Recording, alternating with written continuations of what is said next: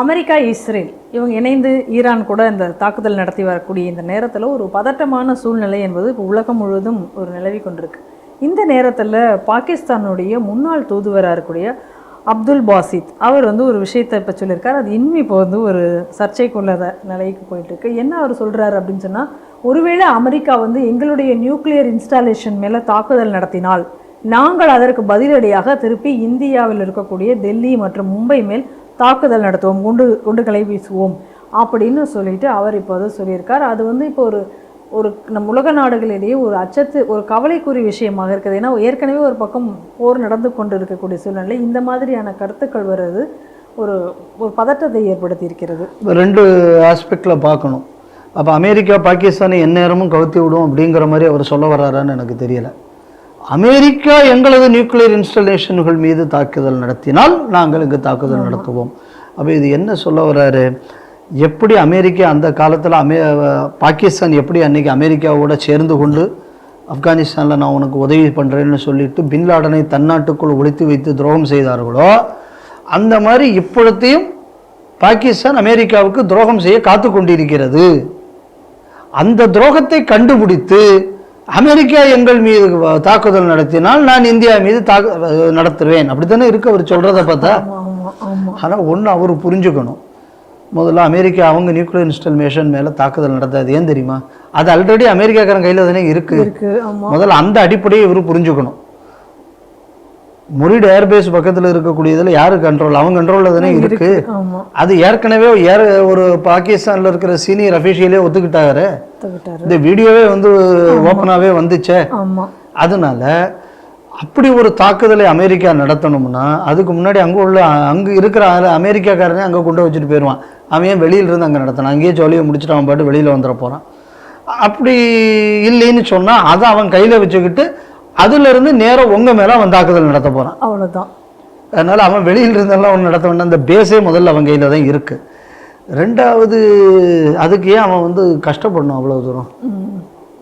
ஆமாம், நம்ம நினச்சாச்சுன்னா உன் ஃப்ளைட்டையே ஓட்ட முடியாத அளவு ஆப்ரேஷன் சிந்தூரில் மொத்தத்தையும் நாங்கள் ஜோலியை முடிச்சுட்டு போயிட்டோம்.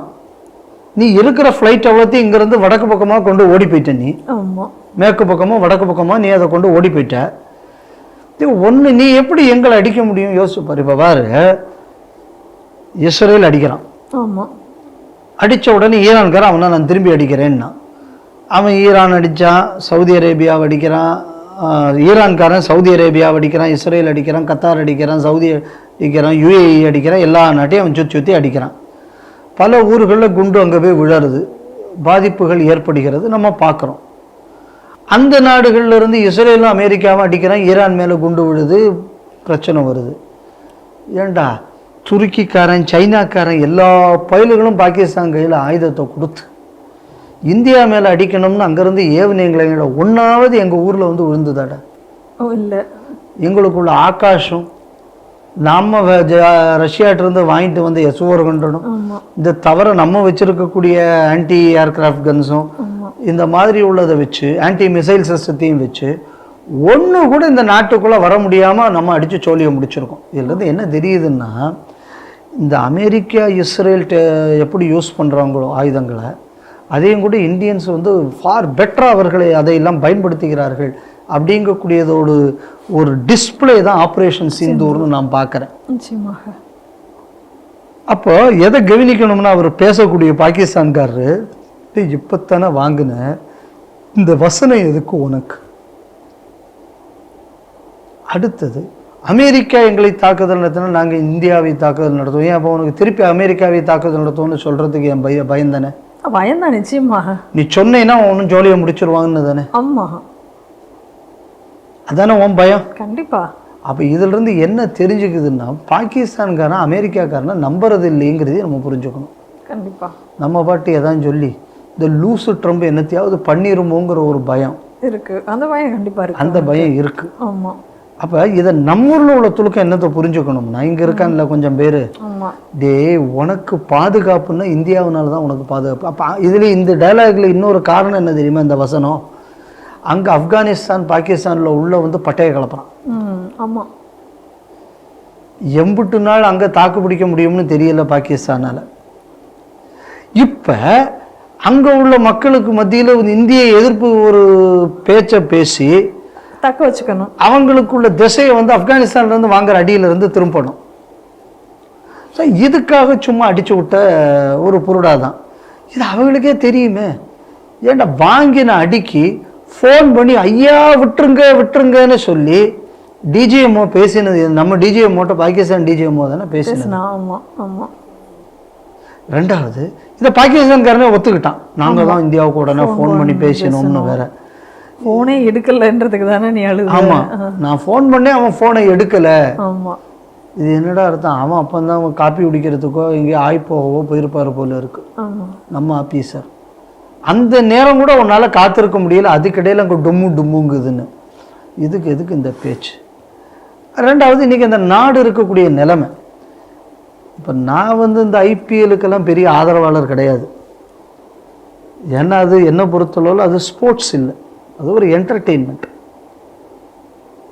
அதனால என்ன மக்கள் கைதட்டி ஜாலியாக இருக்கான், அதுக்கு ஊர் பேரை வச்சு கொஞ்சம் நல்லா எல்லாம் சம்பாதிக்கிறான், அது நடக்குது. அதில் நான் பார்க்குற ஒரு அட்வான்டேஜ் என்ன அப்படின்னா, அது என்டர்டெயின்மெண்ட்டாக இருந்தாலும் உலகத்தில் எல்லா நாட்டுக்காரனும் நம்ம நாட்டுக்கு கிரிக்கெட் விளையாட வருதுனால நம்ம நாட்டு டொமஸ்டிக் பிளேயர்ஸ் நிறைய பேர் நல்ல இன்டர்நேஷ்னல் பிளேயர்ஸாக வரத்துக்கு அது ஒரு களமாக அமைகிறது என்பது தான் ஐபிஎல்லில் நாம் பார்க்குற பார்வை. என்னை பொறுத்தளவில் அது வந்து இந்த சினிமா மாதிரி ஒன்று, அது அவ்வளோதான். இதே மாதிரி அங்கே பாகிஸ்தான்லேயும் ஒரு கிரிக்கெட் இருக்கு. இப்போ என்னடானா அங்கே பாதி பேர் அங்கேருந்து ரிசைன் பண்ணிட்டானா அந்த பாகிஸ்தான் லீகிலேருந்து. ஏன்னா இப்போ வந்து பைசா எல்லாம் கூட்ட மாட்டேன்னு சொல்லிவிட்டானா. அது மட்டும் இல்லாமல் இந்த தடவை எல்லா ஸ்டேடியத்தில் உள்ளே நடக்குமா, ஆனால் மக்கள் அனுமதி இல்லையா ஸ்டேடியத்துக்குள்ளே. அப்போ எதுக்கிட்ட நான் விளையாட வரணும்? இன்னும் பல பிளேயர்ஸ் வந்து விட்ரா பண்ணிக்கிட்டு இருக்கான். கவர்மெண்ட்டு வாரத்துக்கு 3 நாளோ 4 நாளோ தான் நடக்குதான், ஏன்னா பெட்ரோல் இல்லையா, கரண்ட்டுக்கு போக்கு இல்லையா. இந்த நிலையில் இந்த மாதிரி வசனத்தை விட்டு நம்ம மோடி என்ன பண்ணிவிட்டார், இங்கேருந்து இந்த சிந்து நதியிலிருந்து போகக்கூடிய தண்ணியை வேற அவர் வந்து நான்லாம் தரமாட்டேன், நான் அப்புறம் தான் பார்த்துக்கோன்ட்டார். இப்போ அதுக்கு அங்கே வழி இல்லாமல் போச்சு. அது எவ்வளவு நாள் இனி அந்த நாடு தாக்கு பிடிக்கும்னு தெரியாத அளவில் இருக்கு. இப்போ அங்கே வளைகுடா போறதுனால ஏதோ இந்தியா உடனே ஒழிஞ்சு போக போகுது அப்படின்னாங்க. இப்போ யார் அதிகம் அடிபட்டிருக்காங்கன்னா இந்த ஆர்கனைசேஷன் ஆஃப் இஸ்லாமிக் கண்ட்ரிஸ் தான் இப்போ அதிகம் அடி வாங்கியிருக்கான். இந்த சண்டை வந்து துலுக்கம் தானே பண்ணிக்கிட்டு இருக்கேன். இவன் அடித்தது இன்னொரு துலுக்கனே. இது எல்லா துலுக்க நாட்டுக்கும் நான் தான் பாதுகாவலன்னு சொல்கிறது பாகிஸ்தான். எவனா ஒருத்தான் அவனுக்கு உதவிக்கு போனானா? இல்லை. எவனா ஒருத்தான் அவனுக்கு கரிசனம் காட்டினானா? ₹1 காட்டலை. இந்த பங்களாதேஷ்காரனுக்கு இப்போ டீசல் பெட்ரோல் நம்ம கொடுத்தோம், இந்தியா தான் கொடுத்துருக்கு. பச்சை கொடியை ஏற்றி போட்டு ஐயோ நம்மளாம் ஒரே துலுக்கம் விடப்படாது இப்போ சத்தம் போட்டான்ல. அந்த பங்களாதேஷில் அந்த துலுக்கனுக்குள்ள கட்சி ஜமாயத்தே இஸ்லாமி ஜெயிக்கணும்னு சொல்லி நம்ம ஊரில் பல துலுக்கம் போஸ்ட் போட்டான்ல. இப்போ அந்த துலுக்கன்ல இப்போ இதுக்கு பதில் சொல்லணும். ஏண்டா நீங்கள் எல்லா துலுக்கனும் அவனும் துலுக்க நாடுன்னு அறிவிச்சிட்டான். இப்போ ஏதாவது ஒரு துலுக்கப்ப அந்த துலுக்கனுக்கு வந்து உதவி பண்ணுறேன்னு போனானா? ₹1 போல இல்லை. நம்ம தானே கொடுத்துருக்கோம். நீ டெய்லி எங்களை தான் கரிச்சு கொட்டுற. ஆனால் நீ இன்னைக்கு வாடுறத நான் கொடுக்குற கரண்ட்டுனாலையும் நான் கொடுக்கக்கூடிய பெட்ரோல்னாலையும் நான் போடுற சோத்துனாலையும் இந்த லட்சணத்தில் நீ வந்து நாங்கள்லாம் சர்வதேச அளவில் எல்லா துலுக்கணும் ஒன்றுன்னு நீ கிளம்பினீன்னா இருக்கிற துலுக்கெல்லாம் அழிஞ்சுதான்டா போவான். நீ நல்லா இருக்கணும்னு ஹிந்து நல்லா இருந்தா தான் நீ நல்லா இருக்க முடியும். இதை நம்ம நாட்டில் உள்ள துலுக்க பேர் புரிஞ்சுக்கணும். சரி, இப்போ இவனுக்கெல்லாம் இப்போ இவன் சொல்லியிருக்கான், இதை கேட்டுவிட்டு நம்ம ஊரில் 10 பேர் இப்போ இதை கை தட்டினானா அவனையும் கூட ஒரு முட்டா பே உண்டா? கிடையாது.